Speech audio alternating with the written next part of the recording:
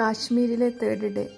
രാവിലെ തന്നെ ഞങ്ങൾ അടുത്ത ടൂറിസ്റ്റ് കേന്ദ്രമായ പഹൽഗാമിലേക്ക് യാത്ര തിരിച്ചു. ഇന്നലെ സോൻമർഗിൽ കണ്ട വ്യൂ ആയിരുന്നില്ല ഇന്ന് പഹൽഗാമിലേക്കുള്ള യാത്രയിൽ ഞങ്ങൾ കണ്ടത്. അവിടെ സോൻമർഗിൽ മലനിരകളായിരുന്നെങ്കിൽ ഇവിടെ നെൽപ്പാടങ്ങളായിരുന്നു.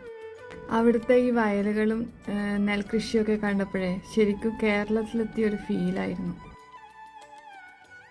ഏകദേശം പഹൽഗാം എത്തുന്നതുവരെ ഈ ഒരു വ്യൂ തന്നെയായിരുന്നു. അങ്ങനെ നെൽപ്പാടങ്ങളുടെ ഭംഗിയൊക്കെ ആസ്വദിച്ച് ഞങ്ങൾ പഹൽഗാമിലെത്തി. പഹൽഗാമിൽ നമ്മളൊരു കുതിര സവാരി എടുത്തേ.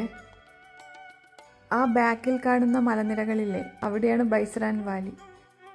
അന്ന് ടെററിസ്റ്റ് അറ്റാക്ക് ഉണ്ടായത് അവിടെയാണ്. അതൊക്കെ ഇപ്പോൾ ക്ലോസ് ചെയ്തിട്ടാണ് ഉള്ളത്. അവിടെയൊന്നും എൻട്രി ഇല്ല. ബൈസരാൻ വാലി അവിടെ ക്ലോസ് ആയതുകൊണ്ട് തന്നെ ഇപ്പോൾ ഈ കുതിര സവാരിയുടെ ആവശ്യമൊന്നുമില്ല. ജസ്റ്റ് ഞങ്ങൾക്ക് നടന്നിട്ട് കാണാനുള്ള സ്ഥലങ്ങളേ ഉള്ളൂ അവിടെ ഇപ്പോൾ ഓപ്പണായി കിടക്കുന്നത്. ഇത് ഞങ്ങൾ ജസ്റ്റ് ഒന്ന് ട്രയൽ ചെയ്ത് നോക്കിയതാണ്. ഞങ്ങൾക്ക് ഒരു 15 hours കുതിര സവാരി ആവശ്യമായിട്ടുണ്ട് അടുത്ത ഡെസ്റ്റിനേഷനിൽ. അതുകൊണ്ട് ജസ്റ്റ് ഒന്ന് ട്രയൽ നോക്കിയതാണ് ഞങ്ങളിവിടെ. ആക്ച്വലി ഇവിടെ കുതിരയുടെ ആവശ്യമൊന്നുമില്ല, നടന്ന് കാണാനുള്ള സ്ഥലങ്ങൾ മാത്രമേ ഉണ്ടായിരുന്നുള്ളൂ. ഇപ്പോൾ ഇവിടെ നിറയെ പൈൻ മരങ്ങൾ ഉണ്ടായിരുന്നു. അതിൻ്റെ ഒരു കാട് തന്നെയായിരുന്നു അവിടെ ഉണ്ടായിരുന്നത്. ഞങ്ങൾ അതിലൂടെയൊക്കെ നടന്നും അവിടെയൊക്കെ കുറേ സമയം ഇരുന്ന് ഒരുപാട് സമയം സ്പെൻഡ് ചെയ്തു. പൈൻ മരത്തിൻ്റെ കായാണ് എൻ്റെ കയ്യിൽ കാണുന്നത്. അത് ഞാൻ നാട്ടിൽ കൊണ്ടുവന്ന് ഷോക്കേസിൽ വെച്ചിട്ടുണ്ട്. അത് എത്ര കാലം വെച്ചാലും മോശമാവാതെ അങ്ങനെ തന്നെ ഉണ്ടാവും പോലും. പിന്നെ അവിടെ കുറേ ചെറിയൊരു നദി ഉണ്ടായിരുന്നു. ആ വെള്ളാരം കല്ലുകൾ, അതിൻ്റെയൊക്കെ ഭംഗി ആസ്വദിച്ചിട്ട് ഞങ്ങൾ ഒരുപാട് സമയം അവിടെ ചിലവഴിച്ചു. ഉച്ച കഴിഞ്ഞു ഞങ്ങൾ പഹൽഗാമിൽ നിന്ന് തിരിച്ചു പോകുമ്പോഴേക്കും.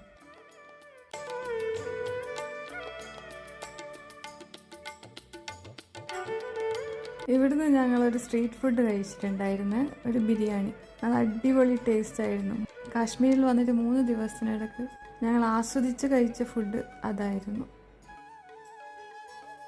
ഞങ്ങൾക്കുണ്ടല്ലോ, ഏതൊരു നാട്ടിൽ പോയാലും അവിടുത്തെ ആൾക്കാരുമായിട്ട്, അവിടുത്തെ ലോക്കൽസുമായിട്ട് മിങ്കിൾ ചെയ്യാൻ ഞങ്ങൾ എപ്പോഴും ശ്രമിക്കാറുണ്ട്.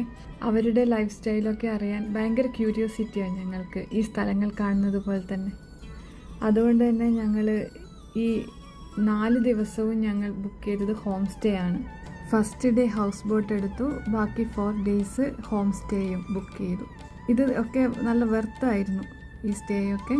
ഇതൊക്കെ ഉണ്ടല്ലോ, ഞങ്ങളെ കുറേ കാശ്മീരികളെ പരിചയപ്പെടാനും അവരുമൊക്കെ ആയിട്ട് നല്ലൊരു റിലേഷൻ ഉണ്ടാക്കാനൊക്കെ സാധിച്ചു. ഞാൻ ഈ ഒരു ബാക്ക്ഗ്രൗണ്ടൊക്കെ നോക്കി എന്തൊരു ഭംഗിയല്ലേ കാണാൻ. നിറയെ പൈൻ മരങ്ങളും അതിൻ്റെ ബാക്കിലായിട്ട് മലനിരകളും. ഒരു ചിത്രം വരച്ച പോലെയുണ്ട് അത് കാണുമ്പോൾ.